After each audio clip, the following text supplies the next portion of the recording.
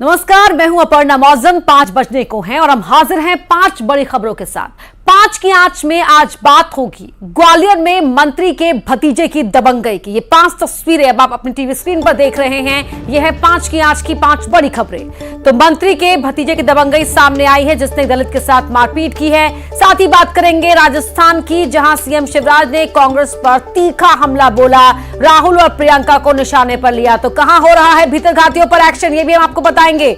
इसके अलावा सुरक्षा में ही भलाई है, ये है हाईकोर्ट के निर्देश के बाद एमपी पुलिस की सख्ती। 2 व्हीलर पर हेलमेट लगाना जरूरी होगा और साथ ही सीट बेल्ट भी आपको लगानी होगी।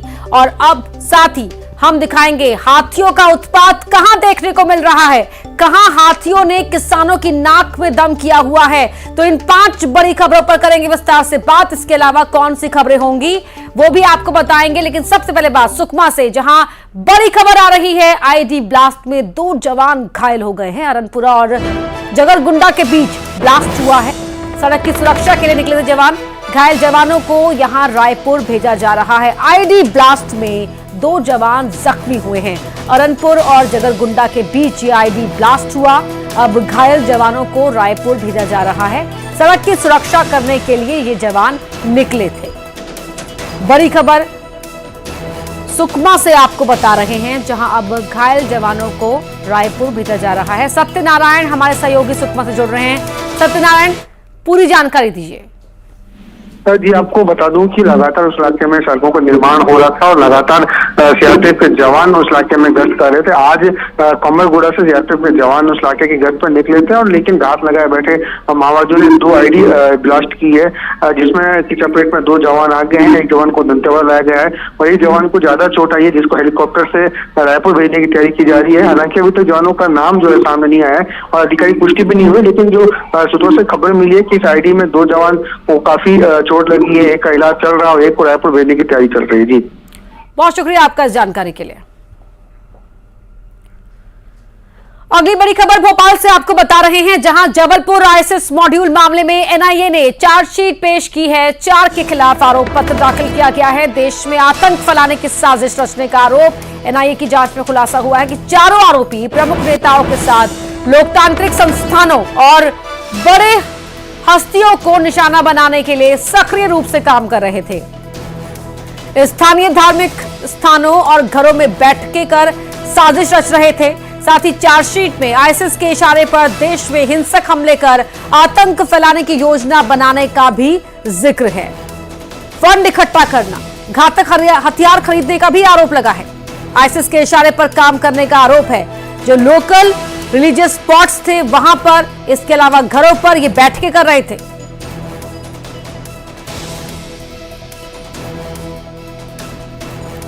और हमारे सहयोगी वासु चौरे हमारे साथ भोपाल से लाइव जुड़ रहे हैं। वासु, जिस तरह के आरोप पत्र में आरोप लगाए गए हैं, आरोपों का जिक्र किया गया है, बता रहे हैं कि ये लोग बड़ी साजिशों को अंजाम देने की फिराक में थे। निश्चित तौर पर देखिए, जबलपुर आईएसआईएस मॉड्यूल से जुड़े हुए 4 लोगों के 4 आरोपियों के खिलाफ जो है चार्जशीट दायर की गई है एनआईए की ओर से। और कहीं ना कहीं ये देश की शांति व्यवस्था को, कानून व्यवस्था को नुकसान पहुंचाने की फिराक में थे और इसके लिए एक विस्तृत प्लानिंग इन्होंने कर रखी थी। और इनके जो संपर्क सूत्र इनसे मिले हैं, जब उनकी तह तक पहुंचने में एनआईए की टीम को कामयाबी मिली तो वहां से कई सारे ऐसे सबूत मिले जिनमें ये बात का जिक्र था कि ये लोग हथियार खरीदने की फिराक में हैं, बड़े हमले कहीं ना कहीं कर सकते हैं, लोकतांत्रिक संस्थाओं को या किसी अन्य संस्थाओं को भी इनके निशाने पर थी और उससे जुड़ा हुआ जो साहित्य है वो भी मिला है। इसके अलावा लोगों को बरगलाने का, भड़काने का, किसी भी तरह से शांति व्यवस्था को भंग करने के काम की लोग बड़े पैमाने पर प्लानिंग कर रहे थे। और अब एनआईए की कोशिश है कि इनके सरगनाओं तक भी पहुंचा जाए, इनके मॉड्यूल को, इनके रैकेट को पूरी तरह से ध्वस्त किया जाए। और इसको लेकर लगातार जो कार्रवाई का क्रम है वो जारी रहा है पिछले महीनों, चाहे जबलपुर की बात हो, भोपाल या अन्य शहरों में, जहां जहां इस तरीके के जो असामयिक तत्व हैं, आईएसआईएस से जुड़े हुए जो तत्व हैं या उनके रैकेट में शामिल लोग हैं, उनकी बहुत धरपकड़ का काम जो है बड़े पैमाने पर हुआ है और ये आने वाले समय में भी जारी रहेगा। बहरहाल देखना होगा कि अब चार्जशीट पेश हुई है, क्या कुछ आने वाले समय में इस पूरे मामले को लेकर कार्रवाई होती है और जो पूछताछ इन आरोपियों से की गई है उसके आधार पर अब कहां धरपकड़ का काम जो है वो किया जाता है, ये जरूर इस पूरे मामले में देखने वाली बात होगी। जी अपर्णा। वासु, बहुत शुक्रिया आपका इस पूरी जानकारी के लिए। आगे भी आपसे अपडेट लेते रहेंगे। फिलहाल धन्यवाद। और अब बात करते हैं ग्वालियर की, जहां मंत्री सुरेश राठखेड़ा के भतीजे की दबंगई का मामला सामने आया है। मंत्री जी के भतीजे पर एक दलित युवक के साथ मारपीट का आरोप लगा है। मारपीट में घायल युवक को अस्पताल में एडमिट कराया गया, जहां उसका इलाज चल रहा है। घायल युवक की बहन का कहना है कि मंत्री जी के भतीजे ने चुनावी रंजिश के चलते उसके भाई की पिटाई की। मौके पर पहुंची पुलिस ने घायल युवक की बहन के बयान के बाद मामला दर्ज कर लिया है और अब जांच आगे बढ़ा दी है। तो मंत्री सुरेश राठखेड़ा ने, ये मंत्री के भतीजे हैं क्या? हाँ। किस बात को लेकर मारपीट किया? ये पता नहीं है किस चीज से लेकर मारपीट की है। कहाँ पे मारपीट किया? फिजिकल तरफ सब मिल के साथ। किस चीज से मारा है? किसी बहुत गहरा घाव आया है, पता नहीं किस लोहे से। होश है इसको? हाँ, नहीं है, अभी तो होश नहीं है इसको। डॉक्टर क्या बोल रहा है? डॉक्टर बोला है ग्वालियर रेफर करने के लिए। नारायणपुर से बड़ी खबर आपको बता रहे हैं, जहां डीआरजी जवानों पर नक्सलियों का हमला। नक्सलियों ने तीर से किया है हमला। हमले में एक जवान जख्मी हो गए हैं। पुलिस ने 2 संदिग्ध को हिरासत में लिया है। नारायणपुर से बड़ी खबर आपको बता रहे हैं, डीआरजी जवानों पर नक्सलियों का यह हमला, जहां तीर से हमला किया गया। इसमें एक जवान के जख्मी होने की जानकारी मिल रही है। पुलिस ने 2 संदिग्धों को डिटेन कर लिया है। नारायणपुर से बड़ी खबर आपको बता रहे हैं, जहां यह हमला हुआ है।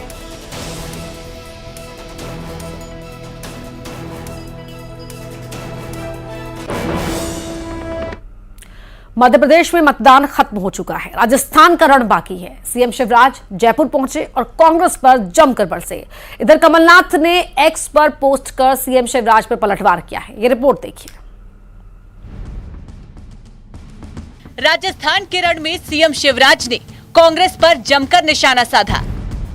उन्होंने राहुल गांधी, प्रियंका गांधी को झूठ की मशीन बताया। वहीं गहलोत सरकार पर जमकर प्रहार किया। भ्रष्टाचार में राजस्थान को नंबर 1 बताते हुए कहा कि सरकारी कार्यालय से पैसा सोना बरस रहा है। राजस्थान को दंगों की आग में झोंक दिया।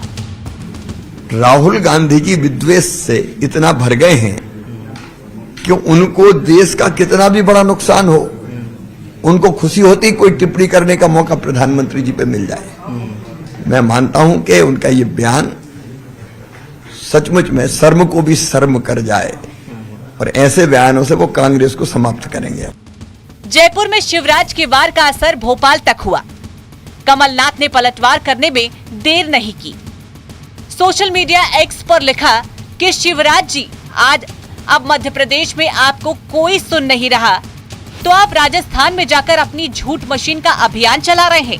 आप राजस्थान को बताइए कि मध्य प्रदेश को आपने घोटालों में नंबर 1 बना दिया।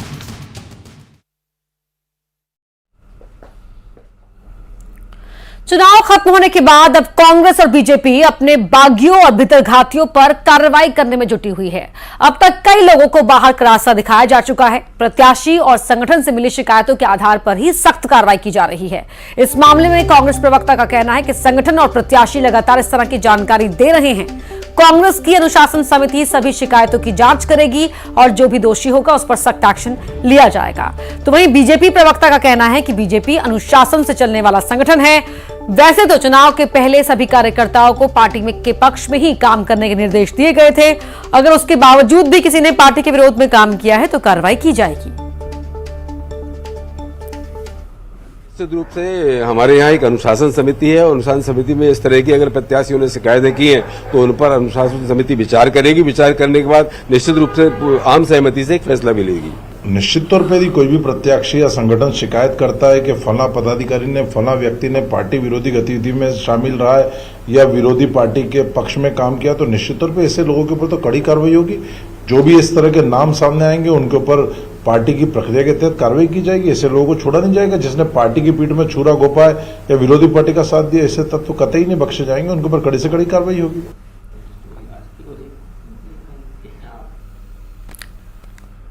तो भोपाल से हमारे संवाददाता शैलेंद्र चौहान हमारे साथ लाइव जुड़ रहे हैं। शैलेंद्र, कल ही हमने एमपी की महाबहस में इस टॉपिक को छेड़ा था कि बागी कितना नुकसान पहुंचा रहे हैं बीजेपी और कांग्रेस को। हालांकि तब प्रोग्राम में जो प्रवक्ता थे वो कह रहे थे कि कोई नुकसान नहीं पहुंचेगा जी, लेकिन आज एक्शन लेने की तैयारी में है दोनों ही दल। देखिए मैं आपको स्पष्ट कर दूं कि जो चुनाव के समय जो अलग होकर पार्टी से बागी होकर चुनाव लड़े उनके खिलाफ तो कार्रवाई लगातार हो रही है और उनकी सूची भी बद्ध है। उनके ऊपर लगातार कार्रवाई के अलावा 6 साल के निष्कासन की कार्रवाई हो चुकी।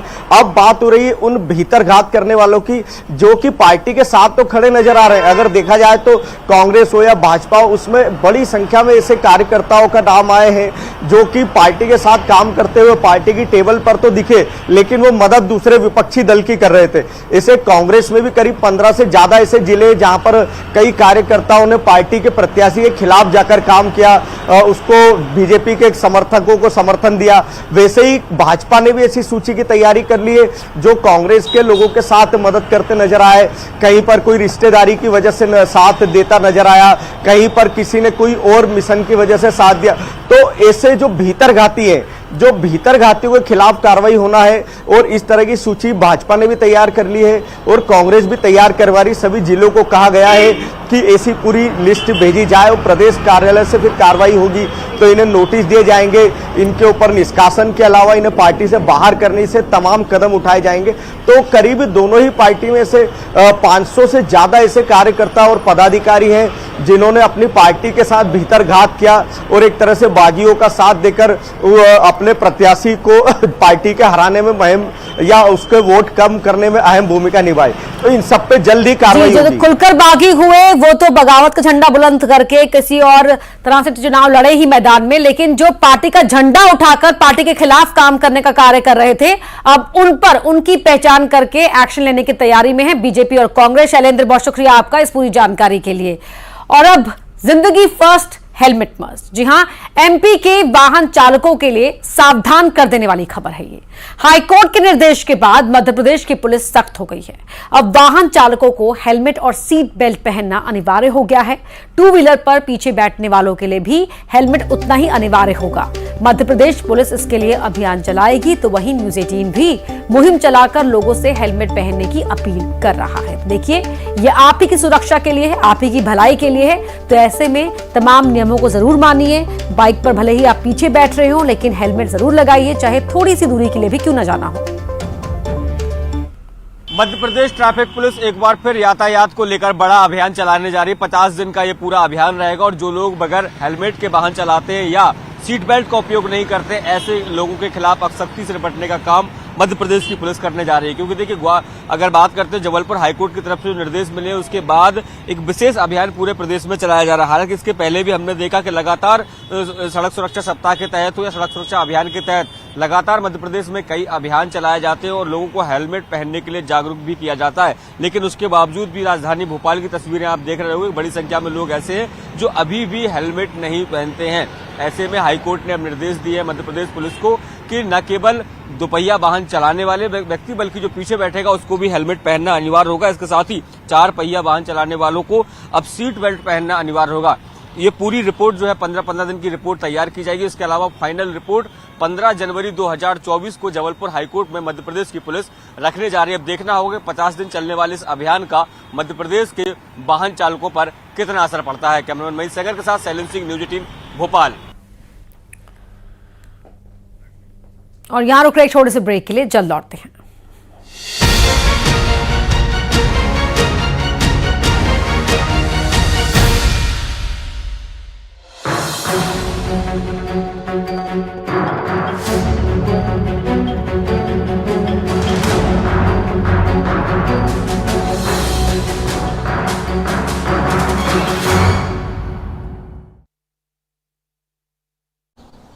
घाट पर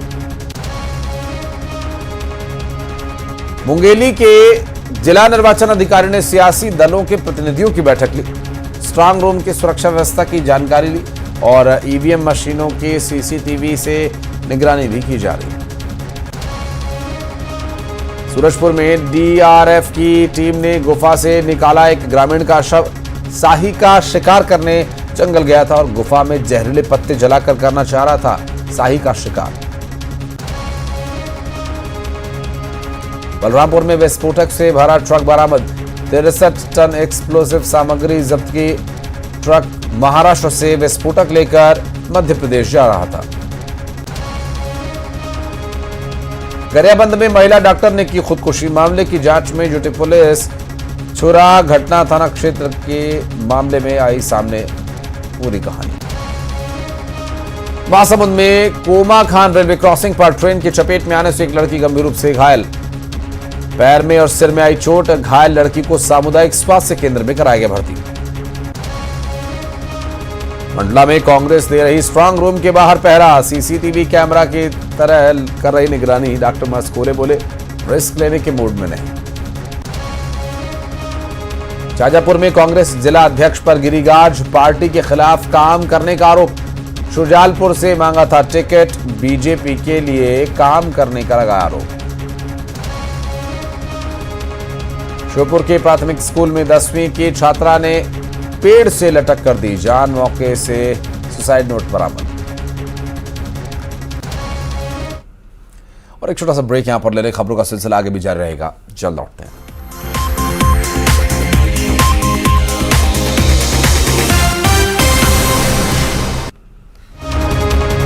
पन्ना में डंपर ने कार को मारी टक्कर। कार सवार 5 लोग घायल, 2 की हालत गंभीर। घायलों को पन्ना जिला अस्पताल में कराया गया भर्ती। पेट्रोल में 1.5 महीने के मासूम को 51 बार गर्म सलाखों से दागा गया। बीमार होने के बाद परिजनों ने अंधविश्वास के चलते मासूम को दगवाया। गंभीर हालत में बच्चे को जिला अस्पताल में भर्ती करवाया। मध्य प्रदेश में चुनाव में वोटिंग परसेंटेज को लेकर नया ट्रेंड आया सामने। प्रदेश में 1.5% वोट प्रतिशत बढ़ा, लेकिन 230 में से 50 सीटों पर वोटिंग घटी है। 9 मंत्रियों की सीटों पर भी घटी वोटिंग। पूर्व मुख्यमंत्री दिग्विजय सिंह गढ़ाकोट रहली से कांग्रेस प्रत्याशी ज्योति पटेल पर हुए हमले का संज्ञान लेने पहुंचे। ज्योति पटेल से जाना पूरा घटनाक्रम। कांग्रेस कार्यकर्ताओं से की मुलाकात। भोपाल में संगम टाकीज के पास गुमटी में लगी आग। दमकल ने मौके पर पहुंचकर आग पर काबू पाया। बड़ा हादसा होने से टला। भोपाल की आबो हवा हुई और भी खराब। AQI 300 के पार। प्रदूषण के असर से अस्थमा सांस के मरीजों की संख्या बढ़ी। इंदौर जबलपुर में सुधार से कुछ राहत। ओरिया के 22 उपार्जन केंद्रों में हो रहे समर्थन मूल्य पर धान खरीदी। 3 खरीदी केंद्रों में 24,22,000 के धान की हुई बिक्री। 19 उपार्जन केंद्रों में।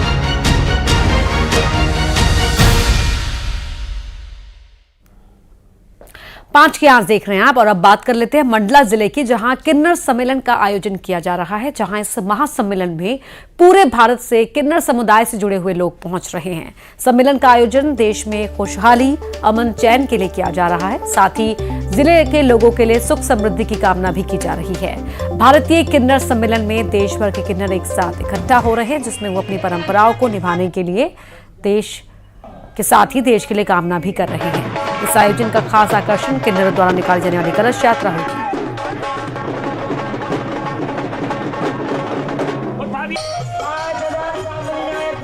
ये अखिल सम्मेलन हो रहा है, जो अखिल भारतीय सम्मेलन किन्नर सम्मेलन है, ये मंडला निवासियों के लिए दुआ के लिए है। ये दुआ के लिए इस देश की जो देशवासी हैं ये दुआ करते हैं। हम किन्नर सारे शहरों से किन्नर बुलाया जाता है। इस देश के लिए दुआ करते हैं कि जो भी देश निवासी है खुश रहें, देश अमन चमन रहे, बच्चे वालों को बच्चे हों, शादी वालों की शादी हो, कुंवारों का ब्याह रचे, बांझों की गोद भरे, और जिनकी नौकरी नहीं लगती उनकी नौकरी रहे। और जो महामारी जैसा कोरोना काल आया था अभी महामारी, वो महामारी अब दोबारा ना आए। माननीय प्रधानमंत्री मोदी जी के बहुत आभारी हूँ कि उनने कम से कम किन्नर समाज की ओर देखा। ना हमें पुरुष की श्रेणी में रखा जाता था, ना हमें महिला की श्रेणी में रखा जाता था, और हीन भावना से लोग हम लोग को देखते थे। तो कम से कम हमें एक जेंडर तो मिला, कम से कम हमारी पहचान तो हुई कि हम भी भारत के निवासी। थर्ड जेंडर, कम से कम एक जेंडर मिल गया। हर देश के, प्रदेश के, हर जगह के किन्नर इकट्ठे हुए हैं। ये मंडला वासियों के लिए दुआओं के लिए उन्हें रखा गया है कि शहर वासियों के लिए दुआओं के लिए अमन चैन रहे शहर के अंदर। कोरबा में हाथियों के आतंक से किसान इतने परेशान हैं कि वो खेत से धान की कटाई भी नहीं कर पा रहे। हालांकि वन विभाग की ओर से इन हाथियों पर विशेष निगरानी की जा रही है। हमारे सहयोगी अब्दुल असलम की रिपोर्ट देखिए। जी, हाथी तो अभी बहुत ज़्यादा हो चुके हैं और घटने का नाम नहीं ले रहे हैं कि और बढ़ते क्रम में जा रहे हैं। अभी हाथी बढ़ रहे हैं। जी। वन तो विभाग अभी वाले क्या कर रहे हैं, वो हाथियों को खदेड़ रहे हैं कि नहीं? हाथी तो खदेड़ते हैं पर उतना ज़्यादा नहीं, खदेड़ने भी नहीं देते हैं ना, और गांव में भी घुसते रहते हैं तो उन लोग बोल देते हैं कि नहीं ऐसे कूदाना नहीं है इसको, बस ऐसे करके हमको बोलते रहते हैं। कितना डर बना है गांव में इधर? डर तो बहुत ज़्यादा बना है सर। हाथी यहाँ लगभग 70-80 हाथी है। वन विभाग जहाँ रोड में घूम रहे हैं, जहाँ हाथी है वहाँ जाते ही नहीं। उनको भगाने का प्रयास है, उनसे दूर रहने के लिए मुनादी वगैरह करा रहे हैं? कुछ नहीं, पटाखा ही चलवाते हैं। हाँ। फसल कटाई हम कोरबी इलाके में है, जहां आप देख सकते हैं कि जो किसान हैं वो अपनी फसलों को यहां पर से काट रहे हैं। काट इसलिए भी रहे हैं कि यहां पर हाथी प्रभावित क्षेत्र है और हाथी का जो आतंक है वो यहां लगातार बढ़ा हुआ है, जिसके कारण यहां जो ग्रामीण है वो दहशत में है। उनसे सीधे बात करेंगे कि कितना डर लगता है, यहाँ हाथी कितना आते हैं? बहुत हाथी आते हैं। अभी कहाँ पास है हाथी और कितने हाथी है इधर? अब एक दिन तो काल बताओ 7 थे हाथी। और आइए अब देख लेते हैं कुछ और खबरें तेज रफ्तार के साथ। एमपी में चुनावी जंग के बाद अब भीतर घातियों पर एक्शन की तैयारी में कांग्रेस कार्यकर्ताओं की मांगी गई लिस्ट। जयपुर में सीएम शिवराज ने कांग्रेस पर बोला हमला, कहा दोनों भाई बहन झूठ की मशीन। ग्वालियर मंत्री सुरेश राठखेड़ा के भतीजे की दबंगई, दलित युवक के साथ मारपीट का आरोप। हरदा में निर्वाचन ड्यूटी में कर्नाटक से आए होमगार्ड जवानों का हंगामा, घर वापसी के लिए की जमकर नारेबाजी। बालाघाट में सिरफिरे युवक ने मचाया उत्पात, शराब के नशे में धुत युवक प्रतिमा पर चढ़ा। सतना में आगरा के युवक से जीआरपी ने किए 9 लाख रुपए जब्त, रेलवे स्टेशन के प्लेटफॉर्म 2 पर हुई कार्रवाई, युवक के पास नहीं था रुपयों का हिसाब। इंदौर के रिहायशी इलाके में घूमता नजर आया तेंदुआ, सिल्वर स्प्रिंग फेज 2 के पास घूमता दिखा तेंदुआ, इलाके में दहशत। टीकमगढ़ में सड़क किनारे दीवार गिरने से एक शख्स की मौत, दीवार के किनारे चल रहा था नाली निर्माण कार्य। दतिया में नदी में नहाने के दौरान हुआ हादसा, नदी में डूबने से महिला और बच्ची की मौत, दोनों के शवों को बाहर निकाला गया, पुलिस कर रही है जांच। जबलपुर आईएसएस मॉड्यूल मामले में एनआईए ने पेश की चार्जशीट, 4 आरोपियों के खिलाफ आरोप पत्र दाखिल, देश में आतंक फैलाने की साजिश रचने का आरोप। राजधानी रायपुर में महिला से गैंगरेप, जमीन बिकवाने का झांसा देकर 4 युवकों ने किया दुष्कर्म, शिकायत करने पर दी जान से मारने की धमकी। सीएम भूपेश और सुशील आनंद शुक्ला को मिला मानहानि का नोटिस, ब्रजमोहन अग्रवाल ने भेजा मानहानि का नोटिस, गुंडा कहने और नौटंकी वाले बयान पर दिया नोटिस। कांग्रेस प्रदेश सचिव के खिलाफ ब्लॉक अध्यक्षों ने खोला मोर्चा, वोटिंग के दिन बीजेपी के पक्ष में वोट डलवाने का आरोप, सीसीटीवी फुटेज भी आया सामने। रायपुर में मतगणना को लेकर पुलिस अलर्ट, स्ट्रांग रूम के बाहर सुरक्षा बल तैनात, सेज बाहर में होगी 7 विधानसभा की काउंटिंग, 14 राउंड तक चलेगी काउंटिंग। रायपुर में सरकारी कर्मचारियों के लिए बड़ी खुशखबरी, ईसी ने महंगाई भत्ता बढ़ाने की दी मंजूरी, सरकारी कर्मचारियों को मिलेगा 4% महंगाई भत्ता। जगदलपुर में बंदूक, जिलेटिन, कॉर्डेक्स, वायर और 13 आईईडी बरामद, ओडिशा की मातली पुलिस ने किया जब्त। महासमुंद में ट्रक ने बाइक सवारों को कुचला, सड़क हादसे में एक की मौत, एक घायल शख्स अस्पताल में भर्ती। गरियाबंद में पुलिस ने की बड़ी कार्रवाई, 45 जुआरियों पर एक्शन, 7 अलग अलग मामलों में पुलिस की कार्रवाई, खेत में जुआ खेल रहे थे जुआरी। जशपुर में गाड़ी की टक्कर से बाइक चालक की मौत, घर लौटने के दौरान युवक को कुचला, पुलिस कर रही है जांच। जशपुर में 2 बाइक की टक्कर से 3 लोग घायल, घायलों का इलाज जारी, हादसे का सीसीटीवी फुटेज आया सामने। डिंडोरी से इस वक्त की बड़ी खबर बता रहे हैं, जहां चलती कार में नाबालिग से गैंगरेप का मामला, कई दिनों बाद जाकर यहां पर शिकायत दर्ज की गई, पुलिस ने दी थी सुलह करने की नसीहत, एक आरोपी को गिरफ्तार कर लिया गया है, बाकी की तलाश की जा रही है। कई दिन बाद जाकर मामला दर्ज किया गया, लड़की का आरोप है कि पुलिस ने मामले में सुलह करने की नसीहत दी थी, एक आरोपी को गिरफ्तार कर लिया गया है, बाकी आरोपियों की तलाश की जा रही है। नाबालिग की लड़की है जिसके साथ चलती कार में ये हैवानियत की गई। डिंडोरी से बड़ी खबर आपको बता रहे हैं और इसमें पुलिस भी कटघरे में है, क्योंकि लड़की और लड़की के परिवार का दावा है कि पुलिस ने इस मामले में सुलह करने की नसीहत दी थी। चलती कार में नाबालिग से गैंगरेप का मामला, जहां कई दिन बाद ये केस दर्ज किया गया, क्योंकि पुलिस उससे पहले लड़की को सुलह करने की नसीहत दे रही थी। ये आरोप लड़की और लड़की के परिवार की ओर से लगाया गया है। एक आरोपी को पकड़ लिया गया है, बाकी आरोपी फरार हैं अभी, उन्हें भी जल्द पकड़ने का दावा पुलिस की ओर से किया जा रहा है।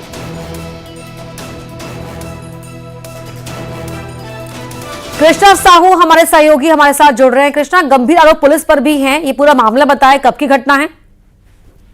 जी बिल्कुल अपर्णा, बताना चाहूंगा कि ये डिंडोरी की घटना है।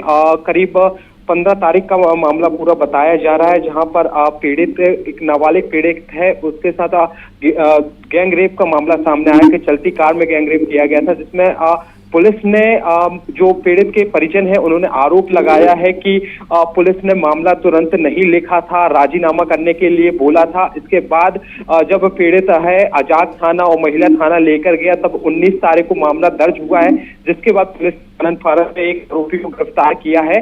वहीं बाकी आरोपियों की सूक्ष्मता से जांच करने के बाद बात की जा रही है। फिलहाल अभी पुलिस ने एक आरोपी को गिरफ्तार कर रखा। बहुत शुक्रिया आपका इस जानकारी के लिए। तो इस बुलेटिन में फिलहाल इतना ही, लेकिन खबरें लगातार जारी हैं, जुड़े रहिए।